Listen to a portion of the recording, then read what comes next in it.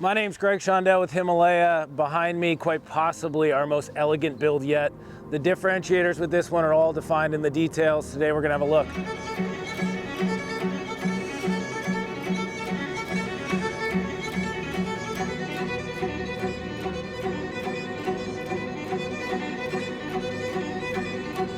So from a body perspective on this Series 2, we're gonna restore it back with factory panels. We're gonna put a tremendous amount of attention to fit and finish.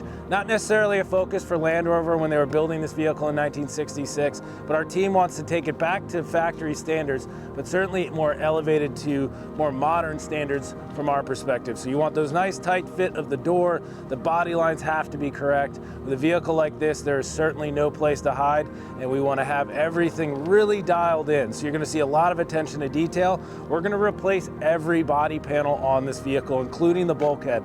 These bulkheads are prone to corrosion. They rot from the inside out. So using an original one exposes you to some issues down the line. So use a brand new galvanized bulkhead. Every panel is going to be new. Any old Land Rover's been painted quite a few times. We don't want our vehicles full of body filler, so these are going to be freshly painted panels. So from a body perspective, again, we don't want this to look like something different. Land Rover got it right with this body style. There's some other areas we want to improve, but we want fit and finish to be done at a higher level than maybe was the standard in 1966. We want those doors to fit tight, and every body line on the vehicle has to be lined up appropriately. So as you walk around the vehicle, you'll see a very high level of quality with the body fit and finish. So while we want this to look like a 1960s Land Rover, from a drivetrain perspective, this is a very different machine than what was built in 1966. Underneath, we're gonna have our signature modern drivetrain. That's gonna include our custom coil sprung chassis. We add wider axles, we add disc brakes, we add power steering. That gives us an appropriate platform to put a much more modern, capable, more serviceable engine under the hood. This particular build's got a 6.2 liter LS3 engine from GM paired with a 6-speed automatic transmission. This comes with a factory warranty, becomes very easy to service in a modern context. All that aside, it's a tremendous amount of fun to drive. You know, if you think about putting a LS3 into a stock 88 with the leaf sprung suspension, drum brakes, no power steering, on paper that is drastically inappropriate, and we would agree. Now putting the LS3 on this platform is a complete package, truly is. This is something you go down the road, you're not gonna be thinking about brakes, you're not gonna be thinking about suspension, it's just going to work and feel appropriate with the power that's under the hood. So as we step in on the inside of this vehicle, another great area to show where the details truly are going to define us. All hand stitched here in Charleston. Our upholstery team, led by Zach, did a phenomenal job with this interior. The client chose a great color, this Ferrari tan leather, outstanding material. The team took it to the next level. Custom door cards throughout the interior of this one. Those are not only going to soften the interior experience, but they're going to provide a level of insulation. Behind the door, we're going to use some automotive insulation, and then the door card itself adds weight to the door as well when you're thinking about shutting it, but it reduces vibration and heat coming into the cabin. So as we move to the center console, inside this console is going to house our Heritage audio package, and what that is essentially 2 speakers and a subwoofer, all marine grade, and we wanted to hide it all. We don't want to ruin that 1960s feel with a JL audio speaker, but they're going to be packaged inside this beautiful console that Jack did an outstanding job, and the upholstery team ended up wrapping it. Really nice touch.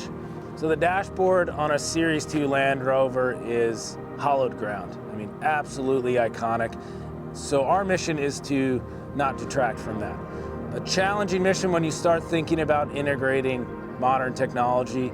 Most obvious there is going to be the heat and air conditioning unit. The unit itself is going to be on the engine bay, so we're not going to see that inside the cabin, but we needed to make a control panel that looked factory but elevated. So the mission is clear when you're thinking about that dashboard. How do you integrate modern technology without detracting from that iconic design?